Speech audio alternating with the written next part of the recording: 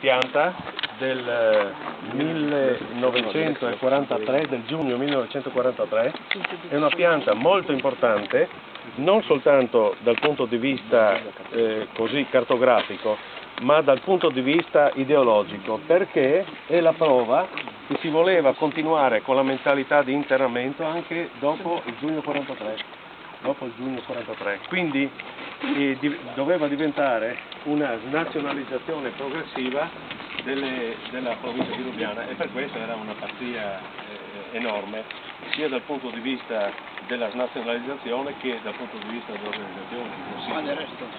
Impossibile. Dunque tutti gli edifici che qui vedete in muratura, questo ferro di cavallo e quelli in grigetto, erano già della prima guerra mondiale, perché qui durante la prima guerra mondiale c'era stato un ospedale da campo per 1000 posti letto in tenda, poi hanno costruito dei padiglioni per la chirurgia eccetera, e proprio perché c'erano, e dopo è stato anche il campo di profughi del Piave, proprio perché c'erano già in piedi 20 edifici, e hanno scelto la località per fare un altro campo di concentramento dal febbraio al settembre del 43.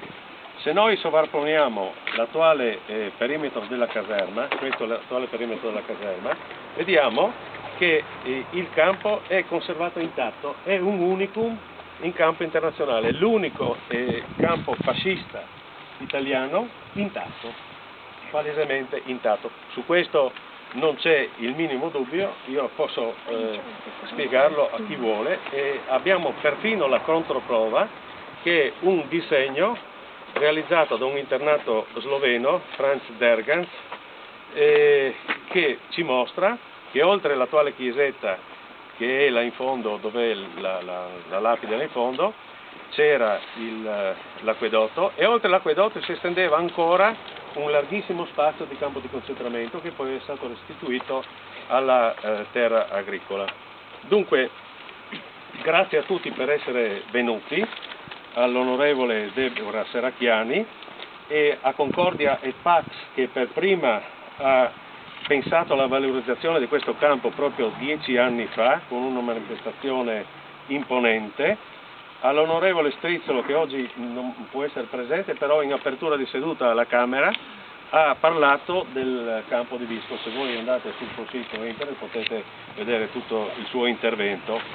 E poi ringrazio il professor Hans Kitzmiller di essere venuto, romanziere e germanista, al professor Moreno Zago, che è sociologo del confine, e anche al cavalier Nicola Ciavarella, che era sindaco quando il campo è stato acquisito al patrimonio del comune di Visco. Inoltre un particolare benvenuto al dottor Milan Škrl, consigliere di Stato di Slovenia, già rappresentante della Slovenia alla Commissione ONU per la lotta contro la droga, che è venuto qui. Il dottor Milan Škrl ha conosciuto bene questo campo perché ci è rimasto diversi mesi quando aveva 7 anni. Suo fratello ne aveva 6, ne ha compiuti 6 il giorno di San Pietro proprio qui. Aveva un altro fratello che era venuto scheletrito da Arbe, e di fatto sono riusciti a metterlo in cucina per farlo riprendere. Altre 2 sorelle e la mamma. Il papà invece passò per l'inferno di Arbe e dopo andò a Gonars. Dunque un grazie anche agli alpini che in maniera proprio così imparziale aiutano tutte le manifestazioni che si svolgono nel comune di Visco, l'associazione Terre sul confine di Visco e il Gasparini di Gradisca col suo segretario professor Mattiusi. Arrivavano a piedi da quella parte, arrivavano da ovest nel fango o nella polvere, non c'era alternativa perché la strada era bianca, o c'era fango o c'era polvere, ma erano partiti da est, arrivavano perché si voleva snazionalizzare la loro terra, arrivavano soprattutto dalla Slovenia ma anche dalla Croazia, dalla Bosnia, dalla Erzegovina e dal Montenegro, perché si voleva privarla delle forze migliori. Difatti venivano internati soprattutto i giovani, gli studenti, gli intellettuali. Ecco, arrivavano in un posto emblematico della cultura europea, perché questo posto è stato per 5 secoli sul confine. Qui c'era la frontiera sul confine dell'impero tra cultura latina a ovest e slavo, tedesco, ungherese a est. E del resto Mattia Corvino, un umanista, re di Croazia e di Ungheria, lui era ungherese, diceva unius lingue, uniusque moris regnum fragile est, cioè un regno che si basi su una sola lingua e su un solo costume, quindi su un solo popolo, è fragile. Era già un europeo ante litteram. E per questo in un luogo come questo ancora è, l'offesa alla storia è più cocente, è più forte e la ragione del ricordo è il dovere della conservazione. Venivano legati con gli schiavettoni. Voi non so se avete mai visto un uomo. Ecco, lui è stato legato con gli schiavettoni perché è il presidente regionale dell'ANPI ed è stato anche deportato, è un ex deportato, quindi conosce bene queste cose, ma la maggior parte di queste cose, grazie a Dio, non le ha viste. Io le ho visto dei delinquenti comuni legati con gli schiavettoni mentre andavano, molte volte l'ho visto a Gorizia, mentre andavano a fare le analisi cliniche. Vi garantisco che anche se quello si sa che era un ladro, un assassino o qualche cosa del genere, cadono le forze a vedere un uomo legato con gli schiavettoni. È il massimo del degrado del concetto di umanità. E passavano per la porta del campo, che era questa, aveva il portone che ora è da un'altra parte, e in questo edificio era stato costruito appositamente per il corpo di guardia del campo. Questo era preesistente dalla prima guerra mondiale. Il ferro di cavallo che voi vedete è tutto originale ed risaliva già alla prima guerra mondiale. Comunque nel periodo del campo era la zona comando del campo. Mentre noi procediamo c'erano edifici, tutto quanto riguardava la logistica del campo. Il primo edificio sulla sinistra era la cucina per gli internati. Io ho intervistato l'ex aiutante maggiore del campo, che era una persona, è stato molto corretta, aveva 90 anni, e mi ha raccontato tante cose del campo. Forse dicevano le cose che sono poi degli stereotipi in questo caso, ma noi mangiavamo tutti da una stessa cucina. Io sono andato a vedere in una carta che ho ritrovato in un archivio militare e ho visto che invece le cucine erano due. Questa era la cucina per gli internati e l'altra era una cucina per gli ufficiali. Ecco. E poi c'erano tende e baracche. Quando parliamo di tende e baracche dobbiamo pensare che il campo è rimasto attivo dal febbraio al settembre del 1943, quindi qui c'era un freddo impressionante. Per fortuna c'è stato uno staff medico molto bravo, c'erano 9 medici e anche un internato che il poeta Igor Gruden disse che il cibo qui era pessimo, era peggiore addirittura della caserma di Lubiana in cui erano rinchiusi, però era continuo, quindi riuscirono a sopravvivere. Morirono di fatti in 25, non dico solo in 25, qualcuno l'ha detto purtroppo in maniera blasfema, solo in 25 o appena in 25, perché arrivavano già defedati da Arbe, dove vedremo dopo cosa succedeva. Ecco, andiamo avanti. Attenzione. Occhio al... sì. Dunque sulla sinistra vediamo le cucine del campo, tutti gli edifici che hanno quella squallida e uniforme tipologia, cioè il tetto a capanna, sono tutti originali dell'epoca. In pratica il cuore del campo, la logistica e il comando e le cucine rimane intatto. Ecco. E io per ricostruire queste cose sono andato alla ricerca di testimoni diretti e sono riuscito a parlare col dottor Cavaliere, che era uno dei 9 medici che facevano parte dello staff medico. Del dottor Avenia ho sentito parlare, che è un medico, questo fatto mi ha commosso personalmente, è un medico che ha curato Milan quando era bambino, e ha curato me dopo la guerra, perché io sono nato nel 1944 quando il campo era già chiuso. Poi ho ricercato e ho trovato la figlia di un altro medico, il dottor, ecco queste erano le cucine. Dopo sono continuate ad essere cucine ovviamente più moderne, fin quando sono state costruite quelle che come un palazzetto dello sport, la cui costruzione è stata ultimata dopo la chiusura delle caserme nel 1996. Hanno finito di costruirle dopo la... Dunque, dicevo del tenente Castelbarco Albani, il quale si interessò addirittura oltre quella che era il suo dovere del tempo, perché su testimonianze dirette ho saputo che metteva soldi propri per comprare il Melling, perché ha detto che avevano sufficiente latte, ma il Melling non c'era per lo svettamento. E ha fatto un appello anche alle donne goriziane perché venissero in soccorso di questo. Ho trovato una lettera in un archivio. Poi ho sentito parlare del tenente Federico Esposito, che era l'amministratore. Ovvio, questo è posteriore, e si conosce dalla tipologia, anche un bambino sa riconoscere, solo chi non ha buona volontà riesce a non riconoscere. E questo tenente Federico Esposito era amministratore del campo e dopo è stato internato a Dachau. Quindi questo campo è stato lievito anche per la resistenza e per l'opposizione al fascismo, perché sia questo Federico Esposito sia l'addetto alla logistica di tutti i campi di concentramento, che era il generale Eugenio Mora, che lei avrà conosciuto, che era uno dei comandanti dopo dei partigiani verdi, tutti e due sono stati portati a Dachau. Ecco, qui il dolore abbiamo detto che era di casa anche per la storia precedente. Qui poi è stato deposito della Wehrmacht, dove i partigiani del GAP della Bassa Friulana hanno compiuto un'operazione di comando razziando un camion e rimorchio di armi, uccidendo soltanto il cane che era, tra virgolette, il più militarista di quelli che erano presenti, perché era addestrato ad azzannare chi aveva un'arma. Tentò di azzannare quello del momento giusto e mal gliene incolse, perché partì un colpo di Sten col silenziatore e lo fece fuori. Poi qui furono disarmati 15-20.000 cetnici e il generale Amaltei di Trevignano, docente di storia della guerra alla scuola di guerra di Civitavecchia, mi ha detto che lui bambino vide per 2 o 3 giorni che spezzavano canne o toglievano otturatori per mettere le armi fuori uso e seppellirle in fosse presso Palmanova.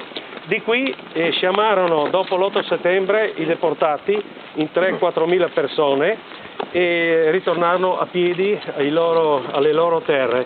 Furono soccorsi sia a Visco, a Versa e soprattutto a Ronchi dei Legionari, che fu un vero centro di smistamento del dolore, nel senso che 30.000 soldati italiani furono soccorsi, che dopo l'8 settembre, dopo il Rabalton, cercavano di scappare a casa, e questi 10.000 tra i deportati vischesi e quelli di Gonars che andavano nel senso opposto. Quindi fu un incrociarsi del dolore, un dramma sul dramma.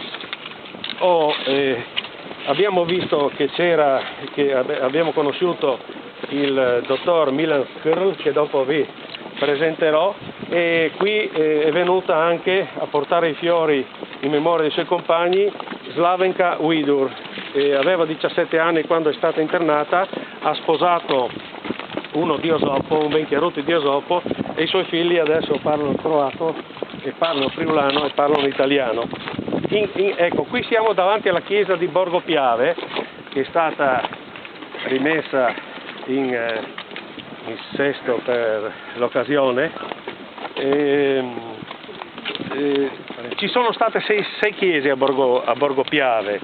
Chi l'ha vista prima sa che era molto diverso qualche giorno fa. C'erano 6 chiese a Borgo Piave. La prima fu la Volta del Cielo, la seconda una tenda, la terza una baracca di legno, la quarta un padiglione, la quinta questa che fu costruita nel 1943 e fu restaurata nel 1952 con la lapide che vedete sotto in onore di San Martino è stata intitolata nel 1952. Bene, nel 1952 la stampa dell'epoca parla di antica chiesa restaurata, era stata costruita 9 anni prima, si era persa persino la memoria o si era voluta far perdere la memoria. Qui nel 1952 agirono dal punto di vista artistico, architettonico, plastico e pittorico 3 giovani artiste. Carmen Micon, che è l'unica a essere morta, aveva 20 anni, era allieva di Bruno Saetti, e la Martano, anche lei allieva di Saetti, e Alessandra Pittini, la sorella dell'industriale Pittini, che era una freschista e pittrice. Difatti fece una grandissima pala di San Martino e un affresco di 5 metri per 1,5. La chiesa è stata distrutta circa negli anni 70. Sono stato perfino incolpato di non essere intervenuto per difendere questa chiesa negli anni 70, quando si sa benissimo che si sapeva molto di più di quello che succedeva oltre il portone di bronzo in Vaticano che quanto succedeva al di là di una caserma anche di un piccolo paese. Tant'è vero che io ho rimandato l'offesa al mittente chiedendo quando sarei stato accusato di non aver salvato Abele da Caino. E la lapide che c'è sopra, c'è già una lapide sopra, ed è una lapide che è stata messa dall'amministrazione presieduta dal sindaco Ciavarella nel 1974, è stata inaugurata quando era qui il presidente Violante. Allora si dice che i campi fascisti erano qualche cosa di così qualcuno ebbe il cattivo gusto di dire che portavano in vacanza gli internati nei campi fascisti. Beh, direi proprio di no. Non furono dei campi di sterminio, questo bisogna dire, cioè non c'era l'ideologia dello sterminio, questo no. L'ideologia razzista da parte del fascismo fu intensa. Le leggi razziali del 1938 furono delle conseguenze normali, nella normalità della normalità, di quello che si predicava da parte del fascismo. Però non furono dei campi un medico disse molto bene: non facevamo niente per farli morire, ma non sapevamo come farli vivere. E adesso io vi leggo però una pagina di un campo che fu particolarmente drammatico e le cui conseguenze si avvertirono anche qui. Il campo di Arbe. Ho trovato, lo pubblicherò prossimamente, il diario di un medico tenente. Guardate, medico tenente, dice lui, non tenente medico, privilegia la parte medica e non la parte militare, non la parte dell'oppressione. Descrive quel che succedeva nel campo di Arbe. Intanto la lista dei morti aumentava con un ritmo accelerato e inarrestabile a noi medici, e noi medici a diretto contatto con dei prigionieri eravamo i primi ad avvertire la serietà della situazione e a gettare il grido di allarme. Nessuno li voleva far morire, solo che non si sapeva come farli vivere. Non era il nostro un campo tedesco di sterminio. Il quadro si presentava con una disperante uniformità.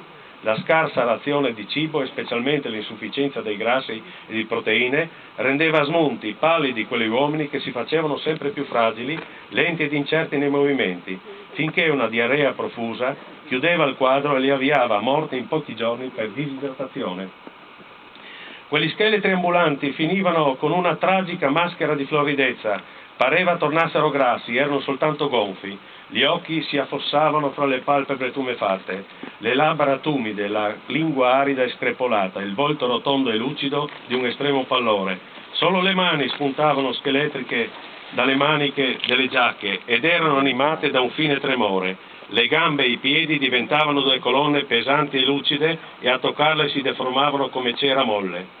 In tal modo si presentavano i nostri ambulatori, trascinandosi a stento. L'occasione che faceva precipitare il loro equilibrio instabile era il più piccolo lavoro. Non avevano calorie sufficienti che per star fermi. Bastava che gli si comandasse di scavare una buca, tali erano le latrine del campo, o portare una cariolata di terra e il dramma sfociava in una diarrea che segnava la fine. Questo era... Mi tieni per piacere? Ecco. E questa era la realtà di Arde.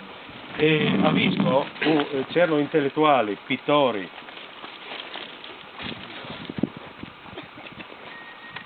poeti, non si sente niente, ma comunque non c'è problema. E mi è stato segnalato da Ivan Vogric di Aurisina, mi è stato segnalato il poeta Ignaz Gruden, intellettuale mite, avvocato, si è fatto tutti i campi di concentramento, da Arbe a Gonars e perfino dopo un campo inglese a guerra finita. Leggo alcune poesie scritte proprio nel campo di Visco. Quando qui non c'era alcuna casa, la dogana, il palazzo della dogana era di una grandezza impressionante, dobbiamo pensare a tende che erano appena d'altezza d'uomo. Visco, sono state tradotte dallo sloveno. Gelsi in un mar d'erba oltre il filo spinato, serge un palazzo potente in mezzo ai campi. Davanti all'aratro 3 paia di mucche bianche arano la grassa terra friulana. Sopra nel sole ora migrano gli uccelli, verso la piana spira il vento del Collio, lacerando fumo e nubi sul villaggio. In esilio a Visco ci hanno deportati. Farà primavera in questo spinato cerchio? Questo è il sogno che abbiamo senza gioia, sole, vento, uccelli allegri van sopra di noi, ma conosciamo solo il dolore del rimpianto. E queste erano le angosce della notte quando i riflettori frugavano e rompevano, squarciavano le tenebre. Gufi, li paragona ai gufi, i riflettori. Filo spinato all'intorno e sopra le torrette, dentro cupi i soldati con le baionette. Non giunge al campo il chiarore delle stelle. Le umide notti di pioggia primavera destano in noi desideri sconsolati. Dalle torrette si richiamano i soldati, i riflettori sono tra di noi l'intera notte. Appena prendo sonno vengo svegliato a tutte le ore da grida prolungate, duri passi di guardie ci ridestano. Nella notte trafitta dai riflettori, quando dalle torrette par che gufi scuri facciano la guardia alle case dei morenti, da sotto una rupe sgorgar sento una voce: vivere è la nostra volontà, vivere. Qui per fortuna a noi, anche come paese, come terra, come luogo sul confine, non toccò la maledizione della morte di un bambino, che è toccata a tanti altri. 150 bambini sono morti tra Arbe e Gonars. Qui questa maledizione non successe. Lui scrisse qui però la ballata di un bambino. Ti partorì nella baracca quando divenni madre, piangesti una prima volta, non ci furono allora dei passi striscianti davanti alla porta? Quando ti presi al seno non ti potei dar niente, piangesti un'altra volta. Non ci fu allora una figura bianca da pressarsi alla culla? Quando ti coprì con la gonna e volli alzarmi delirante, piangesti l'ultima volta, si chinò su di te la morte, una fitta mi strinse il collo. Per me fosti il sogno d'un fiore, bambino mio, adorato, morto, dai prati del sol dove andasti, congiungici insieme, o morte, per sempre a dormir sulla tomba. Ecco perché questo luogo del fascismo più feroce e razzista va salvato, perché è emblematico di una valenza europea. Ed ora passo la parola all'onorevole Serracchiani.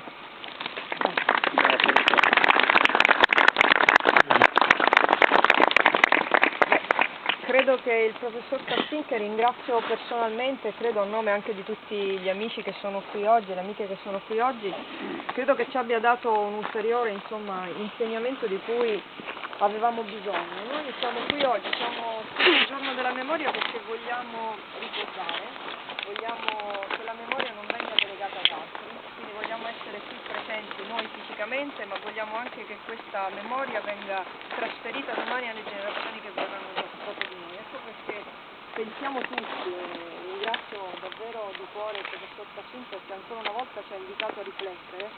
Credo che tutti siamo convinti, quelli che sono qui oggi, che questo luogo va salvaguardato. Questo luogo va salvato perché credo che quella memoria richieda anche un luogo fisico in cui ricordare anche i ricordi più belli. Per cui questa terra, che insomma come ricordava prima il professor Cassin, credo che sia veramente del tutto fuori luogo distinguere un campo di concentramento da tanti altri. Distinguere una vita o una morte da un'altra sembra quasi paradossale oggi nel giorno della memoria. Noi vogliamo superare queste gratuite cattiverie, vogliamo superarle e vogliamo dire con forza che questo luogo merita altro, merita un'amministrazione comunale attenta, e noi siamo convinti che anche con questa manifestazione di oggi l'amministrazione comunale sarà particolarmente attenta a far sì che questo luogo si preservi perché è necessario davvero non soltanto la buona volontà di tanti come il professor Tassin che ricordano, ma c'è bisogno anche di avere un luogo dove andare, dove insegnare, a ricordare. E quindi lo ribadisco anche perché il mio ruolo in Europa impone più che mai oggi di salvaguardare i luoghi della memoria. Questi sono gli anni in cui stiamo perdendo anche i testimoni diretti, sono sempre di più, oggi ero alla Richiera di San Saba, sono sempre di più quelli che non sono più con noi e che erano testimoni diretti. Proprio per questo abbiamo la necessità di conservarla quella memoria. Parlo non solo attraverso le persone ma anche attraverso i luoghi.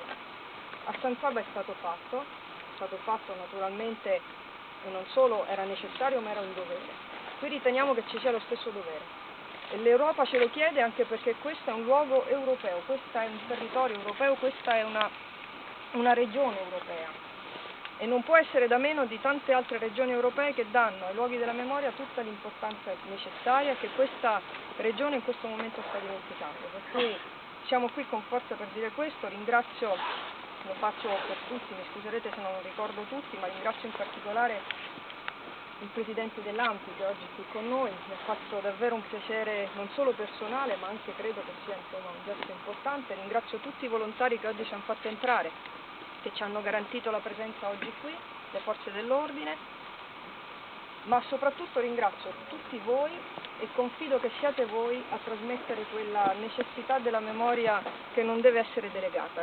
Questo spero che tutti noi oggi con forza diciamo questo. Ringrazio naturalmente per le belle parole, ma credo davvero che quello che conta oggi è essere qui per domani. E quindi dirlo con forza a chi non ci ascolta, ma insomma se sarà necessario torneremo.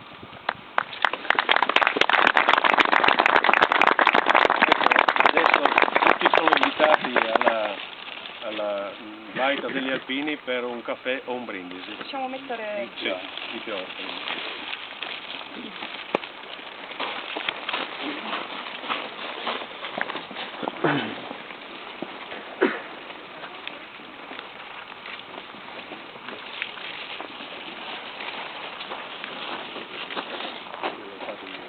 Girati lì, girati. Gira, dopo che... Stai un attimo, stai un attimo.